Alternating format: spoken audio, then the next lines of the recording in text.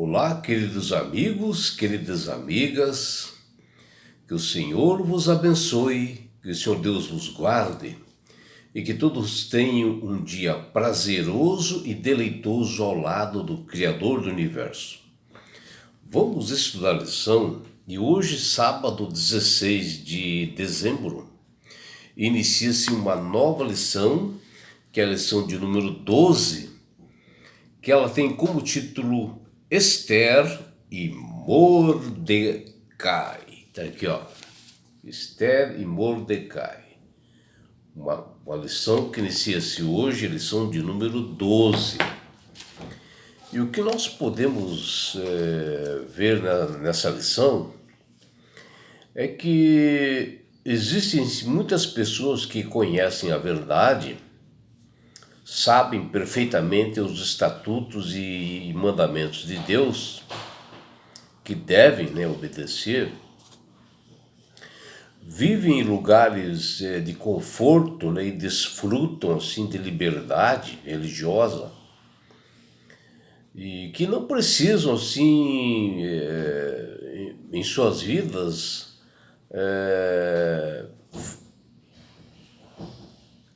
falar realmente de Jesus, ou que haja alguma ameaça, né? Vivem tranquilos, né, no mundo, né, num lugar bom, que eles realmente eles podem desfrutar da sua religião normalmente, mas não falam de Cristo para as outras pessoas, principalmente aquelas que elas não o conhecem. E já existem outras pessoas que estão ao redor do mundo, né, que não possuem liberdade, têm aflições, dificuldades, não têm esse privilégio assim de poder exercer a sua religião, vivem assim em situações de risco, nas quais uma adesão aberta, né, deles falarem de Deus os levaria à prisão, né, ou uma ameaça de morte para ele e para sua família. E essas pessoas, né, mesmo que elas não podem assim expressar perfeitamente a sua religiosidade, a verdade ser mostrada, apesar desse perigo, elas têm fé e coragem e trabalham ativamente para Deus em proclamar o Evangelho.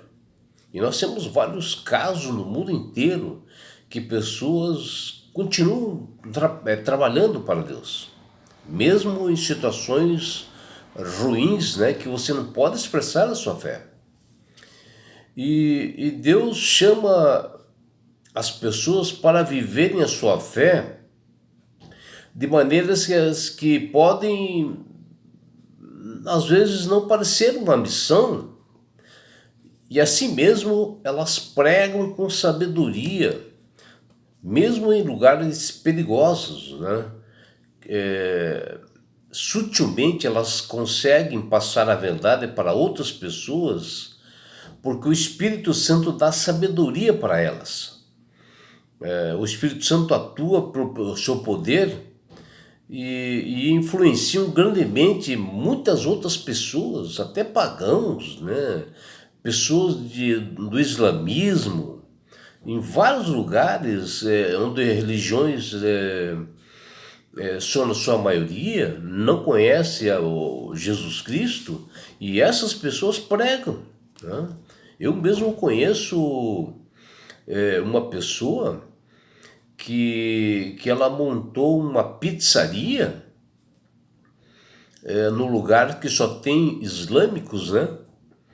E consegue falar de Jesus através disso, justamente pela confiança e fé que elas possuem por acreditarem na bendita esperança que Jesus prometeu voltar, né? E elas fazem isso.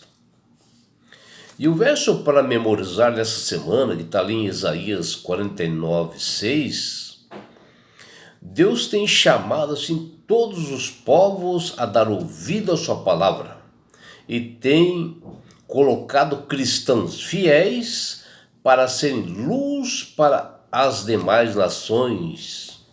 E diz, olha o que Deus diz: farei também com que você seja uma luz para os gentios, para você seja a minha salvação até os confins da terra. Está lá em Isaías 49:6. Os israelitas, né, eles rejeitaram, vez após outra, o chamado de Deus para serem o povo, né, santo, um sacerdócio real que manifestaria a glória de Deus, que está lá em Isaías 49:3. E que eles seriam a luz para as outras nações. E ao invés de serem um transmissor da verdade, eles se tornaram receptor da maldade. E por isso eles tiveram que ficar em um exílio lá na Babilônia, que posterior, né, o rei Ciro da Pérsia venceu os babilônicos, né, e acabou levando todos esses judeus, né, povo de Israel, também lá para a Pérsia, no seu país. Ou seja, o Ciro levou essas pessoas para a Pérsia. E dentro dessas mulheres judias, né, que estavam exiladas ali, existia uma chamada Radassa, que ela era órfã, que foi criada pelo seu primo chamado Mordecai. Que mesmo posterior à liberação do exílio, eles permaneceram ali na Pérsia, na cidade de Suzã, que era uma das 3 capitais do Império Persa, que se estendia desde a Índia até a Etiópia. E os judeus ficaram lá mais de 120 anos. E quando o rei Assuero ele assumiu o reinado, ele estava à procura de uma esposa bonita e competente, porque ele havia se separado de uma outra mulher dele, chama-se Vasti. E por indicação, ele escolheu a Radassa, sem saber que ela era uma judia. Até ele mudou o nome para a Rainha Esther. E ele levou junto, né, no caso a Radassa, levou junto o seu primo que criou ela, chamado Mordecai. E essa história bela, inspiradora das Sagradas Escrituras, fala a respeito de um ministério transcultural que aconteceu com uma mulher judia, que se tornou a rainha da Pérsia, que foi usada por Deus para salvar o povo hebreu, que é contado aqui no livro de Esther. Muitos têm falado, escrito aos longos dos milênios, sobre essa mulher, né, sobre a Esther, que ela viveu num tempo de grande perigo, pois o seu povo, os israelitas, continuavam no exílio na Pérsia, e está no livro ali que conta detalhes, né, nesse livro de Esther, que até hoje muitos judeus celebram o Purim baseado justamente nele. Neste belo livro de Esther, que está lá no capítulo 9, do versículos 26 até 31. E através de uma série de providências divinas, Esther foi coroada rainha da Pérsia. E a Bíblia nos diz: o rei amou Esther mais do que todas as mulheres, e ela alcançou diante dele favor e aprovação mais do que todas as virgens. E o rei pôs a coroa real na cabeça dela e a fez rainha em lugar de Vasti, que está lá em Efésios 2,17. Foi nesse papel que Esther, na verdade está escrito no livro de Esther, capítulo 2, versículo 17.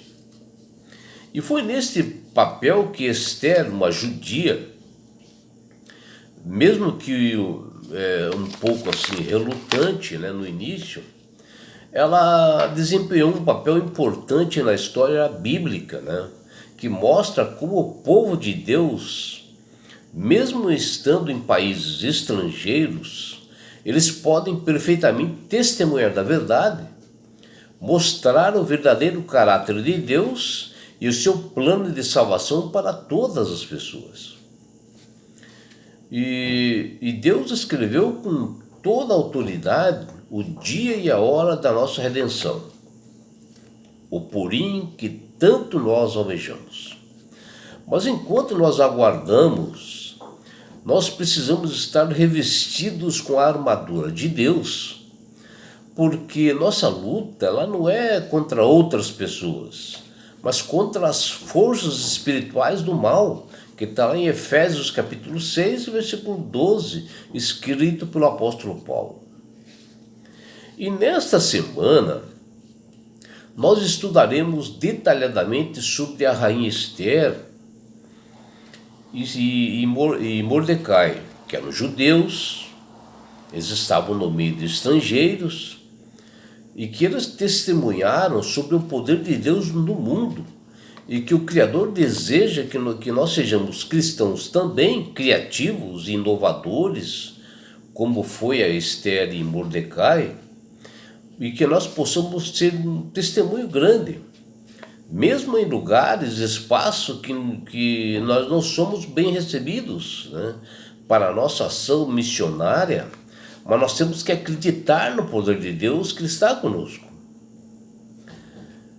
E essa semana nós estudaremos detalhadamente sobre este assunto.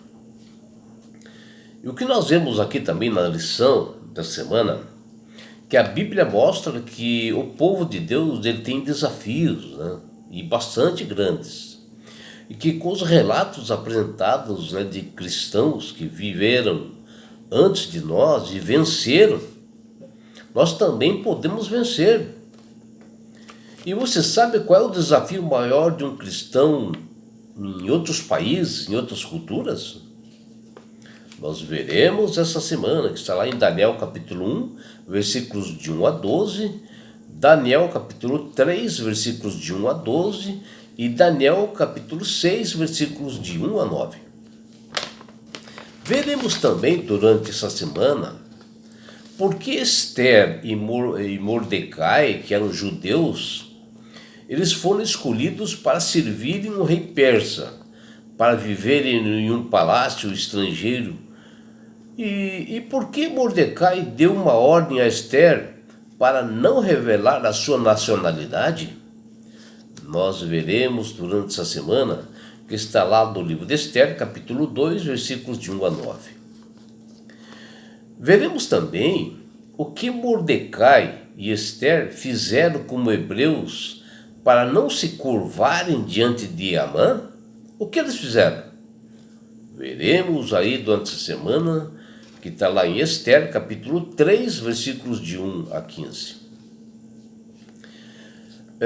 Uma outra observação durante essa semana também, na lição, veremos por que foi confortável para Esther não se identificar como judia naquele momento no palácio persa. Por que será que ela fez isso? Está lá em Esther, capítulo 4, versículo de 1 a 14. E assim como ocorreu a libertação dos judeus na Pérsia, né? Como isto foi um testemunho para os persas, né? Se esses judeus foram libertados posterior, o que isto levou realmente um testemunho para eles? Nós veremos lá durante essa semana, que está aqui no livro de Esther, capítulo 9, versículos de 1 a 12. E é por isso, meu amigo, minha amiga, que Deus tem falado com todas as pessoas para aceitarem a Jesus como Salvador e Senhor. Porque a partir do momento que você aceita Jesus como Salvador e Senhor, você passa a ter sabedoria. E você passa até a testemunhar no meio de pessoas e lugares às vezes impróprios, numa empresa que é cheia de regulamentos, né? Mas que sutilmente, com sabedoria, você pode testemunhar e mostrar que você é uma pessoa diferente. Esse é o testemunho nosso como cristão. E não é só isso, meu amigo, meu amigo. Quando você aceita a Jesus como Salvador e Senhor, você ganha de Deus esse presente que chama-se salvação. E com isto, Jesus vai levar-te para as mansões celestiais. Um lugar onde não haverá mais morte, mais dor, mais aflições, mais perseguições não haverá. E sabe por que Deus quer fazer isto com você, minha amiga? Com você, meu amigo? Porque Jesus te ama. Abraços do seu amigo João Carlos Amorim.